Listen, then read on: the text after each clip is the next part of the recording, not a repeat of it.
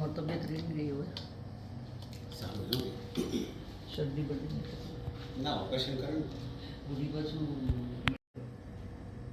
આમ તમને કંઈક થતું એકદમ પેલા મળ્યો ને મહિનો દિવસ 2 મહિના પકડીને લાવવામાં હા એ તમને જાણું છું.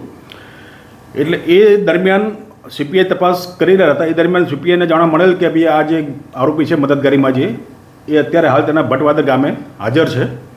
એટલે તેથી તેઓ ત્યાં તપાસમાં ત્યાં ગયેલા અને નાગેશ્વરી પોલીસ સ્થાનિક પોલીસની મદદ લઈ અને આરોપીની ત્યાં ધરપકડ કરેલી અને તેઓને જે બનાવ બન્યો છે એની આગલા દિવસે તેમને નાગેશ્વરી પોલીસ સ્ટેશનથી લઈને આવ્યા હતા.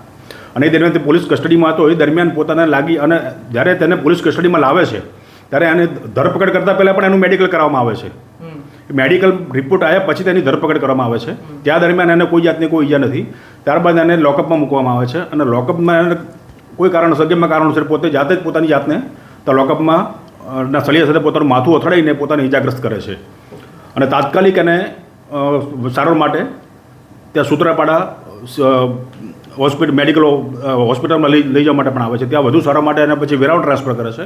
વેરાવળથી અને દરમિયાન એનો પોલીસ કસ્ટડીનો સમય પૂરો થતો હોય નામદાર કોર્ટમાં પણ તેને ઝૂમ એપ્લિકેશન મારફતે રજૂ કરવામાં આવે છે અને નામદાર જે શાસન કોર્ટ છે મેજિસ્ટ્રેટ સાહેબ તે પણ તેમનું વોરંટ ભરીને જૂનાગઢનું મોકલી આપે છે સબ જેલનું.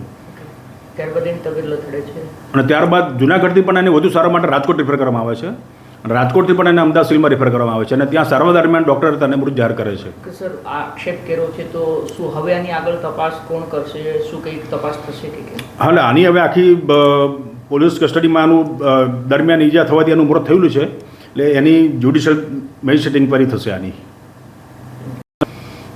હાજી સર, એક સૂત્રાપાડા પોલીસ સ્ટેશનનો એક કેસ છે. એક યુવાનનું મોત થાય છે કસ્ટડીની અંદર. તેના પરિવારજનો આક્ષેપ કરે છે કે પોલીસના મારથી એનું મોત થયું છે. શું આ સમગ્ર મામલો છે? કઈ કેસમાં તેની અટકાયત હતી? ગઈ તારીખ 13/2/2024ના રોજ સૂત્રાપાડા પોલીસ સ્ટેશનમાં એક 363-66નો ગુનો દાખલ થાય છે. જેમાં ફરિયાદી છે કાનાભાઈ ભગવાનભાઈ શેવરા.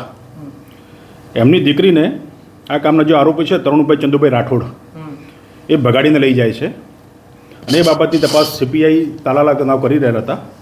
અને એ તપાસ દરમિયાન આ કામનો જે આરોપી છે તરુણભાઈ ચંદુભાઈ રાઠોડ એને સુરત ખાતે આ જે મરણ જનાર છે નરેશભાઈ જીવાભાઈ જોડિયા જે મૂળ છે ભટવાદરના, એ સુરત ખાતે તેમણે આમને આશ્રય આપેલો.